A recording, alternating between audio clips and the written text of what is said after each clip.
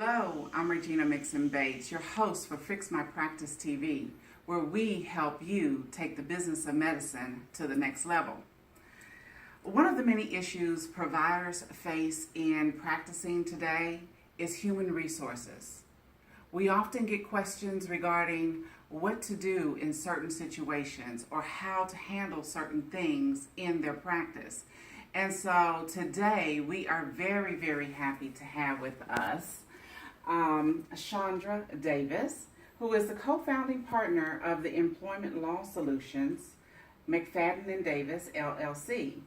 Chandra has been practicing employment law for over 15 years, and she has extensive experience as a management side lawyer and a trial attorney for the Equal Employment Opportunity Commission.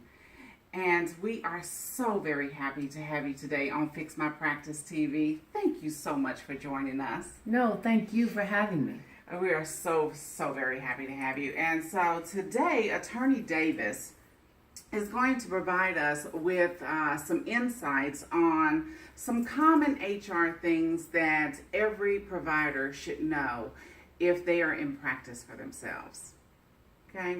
And so one of the things that I want to start with and ask you is, what is the most important thing that a doctor can do once he or she decides to open their own practice? The first thing I think is to have a knowledgeable expert, either in-house or outside, that can give you the kind of resources and expertise you need in terms of any employment issues. Okay, very good. And so with that, should, even though they have that help, should they have an employee manual? Absolutely. That's the quick and short answer. Yes. Okay, very good. And so why is a employee manual necessary? It's necessary both for the doctor and any of his or her employees. Mm-hmm. It makes sure everybody's on the same page. Mm-hmm. It makes sure they know what the time attendance issues might be. They make sure they know what was expected of them. Mm-hmm. And it allows the doctor to really think about how he or she wants their practice to run. Right. Okay. So tell me, give me 5 things that should always be in the employee manual. It should say that you're an equal employment opportunity employer. Okay. It should say that this is not an employment contract. Mm-hmm. It should also tell you what the basic expectations the practice has. Okay. So, like I mentioned before, time and attendance, Mm-hmm. if there's any paid time off, Mm-hmm. any discipline that Mm-hmm. the person is going Mm-hmm. to institute for their employees. Mm-hmm. It should explain all those issues. Those are probably the top 5 things. Got you. Okay. So one of the questions that I always get is, I am entitled to have vacation time. Is that an entitlement as an employee? It is not. Okay. So as an employer, you're not required to give vacation time. You are not required to give vacation time. Are you required to give sick time? You are not required to give sick time. Most employers do have some kind of policy about Right. sick time, Okay. whether it's reporting requirement, Mm-hmm. but you're not required to pay somebody when they're sick. Okay, very good. Okay, so as consultants, we're often called in to let a staff member go. And when we are asked, when we typically ask for the employee file, they either don't have one, Oh no. or they don't have all of the key items that should be in that file. Can you tell our viewers what are some of those things that every employee file should have? An employee file should have the basic startup employee information, the W-2s, if there was a resume or some kind of application that the employer used when they hired the individual, if there are any next of kin, last contact known information, all that basic stuff that you usually get at the beginning Okay. of employment. Okay.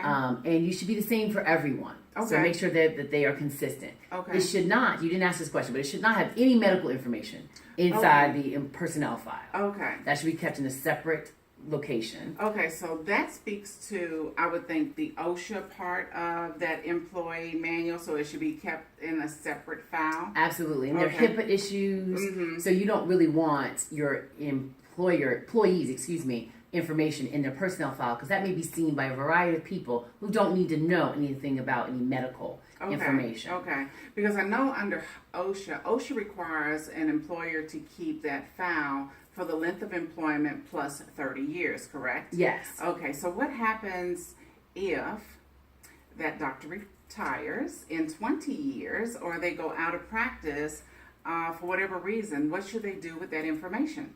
Well, they should keep it in a locked environment. It should be filed away, and it should not be accessed by anyone else. So it depends on the doctor of exactly how he wants to keep it.